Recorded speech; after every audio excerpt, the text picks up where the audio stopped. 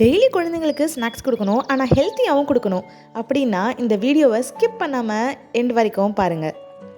இது ரொம்பவே simple and ஈஸியான ரெசிபி. இன்றைக்கி இது செய்கிறதுக்கு 2 கரண்டி சத்து மாவு எடுத்திருக்கேன்.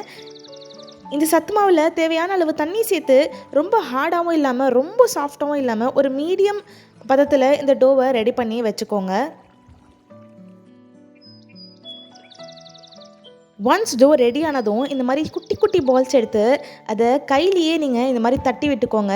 இது ரொம்ப பர்ஃபெக்டாக பண்ணணும்லாம் அவசியம் இல்லை. இந்த மாதிரி டோவை நல்லா ஃப்ளாட்டன் பண்ணி ஒவ்வொன்றா ரெடி பண்ணி எடுத்து வச்சுக்கோங்க.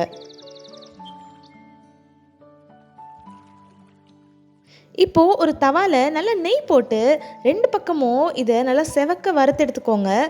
சேம் நம்ம சப்பாத்தி செய்கிற மாதிரி தான் இந்த ப்ராசஸுமே. ஒரு டிஃப்ரென்ஸ் என்னென்னா இதில் நம்ம கொஞ்சம் நெய் ஆட் பண்ண போகிறோம். அண்ட் இதோட அமேசிங் திங் என்னென்னா இது ரொம்ப பர்ஃபெக்டாக பண்ணணும்னு அவசியமே இல்லை. ஏன்னா அப்புறமா நம்ம இதை கிரைண்ட் பண்ண தான் போகிறோம். ஸோ 2 பக்கமும் நல்லா நெய் போட்டு இதை குக் பண்ணிவிட்டு ஆற விட்டுருங்க.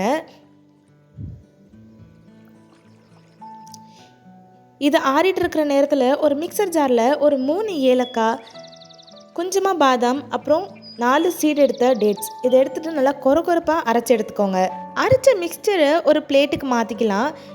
இப்போது அதே மிக்சர் ஜாரில் நம்ம கீ போட்டு சுட்டு வச்சுக்கிற இந்த சப்பாத்தியவுமே கொஞ்சம் பீஸாக கட் பண்ணிவிட்டு இதை மிக்சர் ஜாரில் சேர்த்துட்டு பல்ஸ் மோடில் போட்டு எடுத்திங்கன்னா இது நல்லா உதிரியாக ஆகிடும்.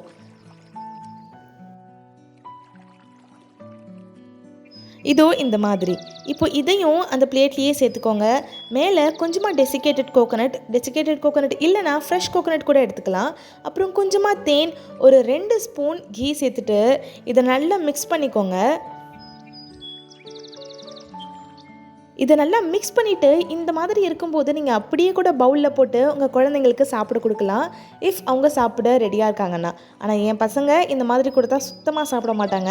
அதனால் நான் இந்த மாதிரி உருண்டை பிடிச்சி தான் கொடுப்பேன். ஸோ ஒவ்வொன்றா உருண்டை பிடிச்சி வச்சுக்கிட்டு கடைசியாக கொஞ்சமாக டெசிகேட்டட் கோகோனட்டில் இதை கோட் பண்ணி எடுத்திங்கன்னா ஒரு சூப்பர் டெலிஷியஸ் அண்ட் ஹெல்த்தியான ஸ்நாக்ஸ் ரெடி. இந்த ஸ்நாக்ஸை குழந்தைங்களுக்கு மட்டும் இல்லாமல் பெரியவங்களுக்கும் கொடுக்கலாம். இந்த ரெசிபியை ட்ரை பண்ணி பார்த்துட்டு எப்படி இருக்குன்னு சொல்லிட்டு கமெண்ட் பண்ணுங்கள். அண்ட் இந்த மாதிரி நிறைய வீடியோஸ் பார்க்குறதுக்கு மறக்காம சேனலுக்கு சப்ஸ்கிரைப் பண்ணுங்கள். தேங்க்ஸ் ஃபார் வாட்சிங்.